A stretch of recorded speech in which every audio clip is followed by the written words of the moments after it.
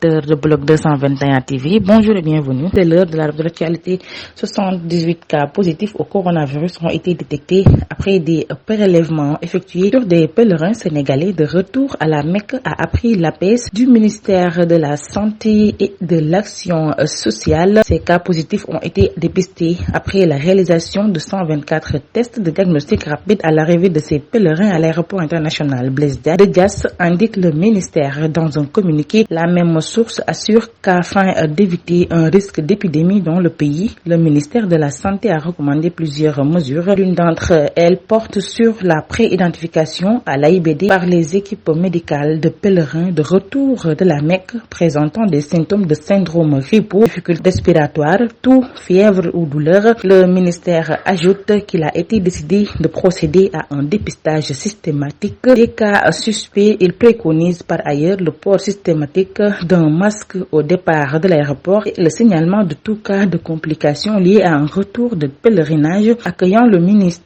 de la Santé et de l'Action sociale qui a tenu à s'enquérir de la situation des pèlerins affectés par le coronavirus. Le directeur général de l'aéroport international Blaise Diagne a lancé un appel à la vigilance. Cheikh Bamba Dièye appelle à l'application des dispositions sanitaires pour éviter la propagation du virus dans les foyers. Le professeur d'université Amsatou Sow Sidibé a pris fonction ce lundi 24 juin 2024 à la présidence du comité sénégalais des droits de l'homme. Prenons la parole pour présenter son ordre du jour. Le successeur de l'avocat Pape Sène reconnaît avoir pris conscience de la responsabilité qui l'attend, très regardante et exigeante sur les droits humains. La femme de droit rassure les organisations de société civile qui promet de faire respecter les grands principes des droits humains indivisibles, inaliénables et interdépendants. Leur université l'exige et la mondialisation nous y contraint, a-t-elle laissé entendre. Les traditionnelles questions du député Guy Marius Sagna n'échappent pas au gouvernement du président Bassirou Diomaye Diakhar Faye et de son premier ministre Ousmane Sonko. Dans un texte, le parlementaire a adressé au gouvernement 20 questions relatives à des problèmes et des injustices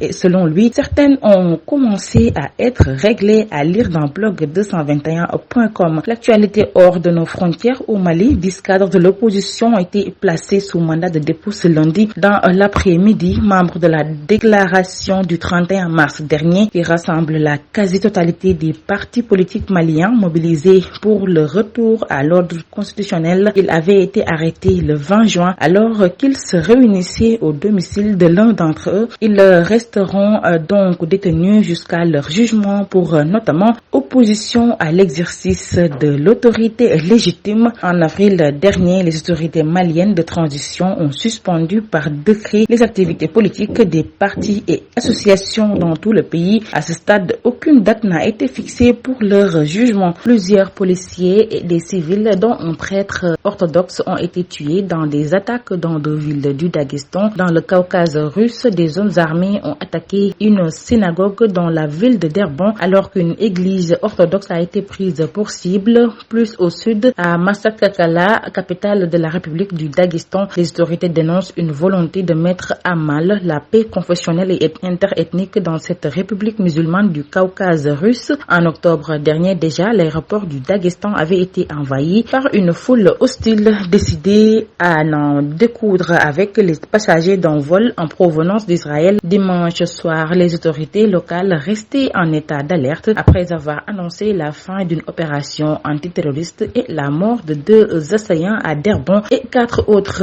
Le comité d'enquête russe a annoncé avoir ouvert une enquête contre des actes terroristes. En sport, Amara Traoré a démissionné de son poste de président de la Linguère de Saint-Louis, une présidence qu'il occupait depuis 6 ans. Il a adressé ses remerciements à l'endroit de tous ceux et toutes celles qui l'ont soutenu tout au long de cette aventure, à savoir les membres du comité directeur, les supporters, les joueurs, les entraîneurs, entre autres, renseigne le communiqué. Pour rappel, le club de football de la Linguère de Saint-Louis a assuré le maintien à l'issue de la saison 2023-2024 dans le championnat d'élite de football professionnel. Après une saison mitigée avec l'Olympique de Marseille, le départ d'Iliman Ndiaye est agité depuis la fin de la saison. L'international sénégalais intéresse plusieurs clubs anglais, notamment Everton. Selon Foot Mercato, l'OM et les dirigeants des Toffees sont sur le point de trouver un accord pour l'attaquant des Lions, recruté contre un chèque d'un peu moins de 20 millions d'euros en provenance de Sheffield et accueilli en grande pompe à Marseille. Iliman Ndiaye a connu un retour mouvementé sur la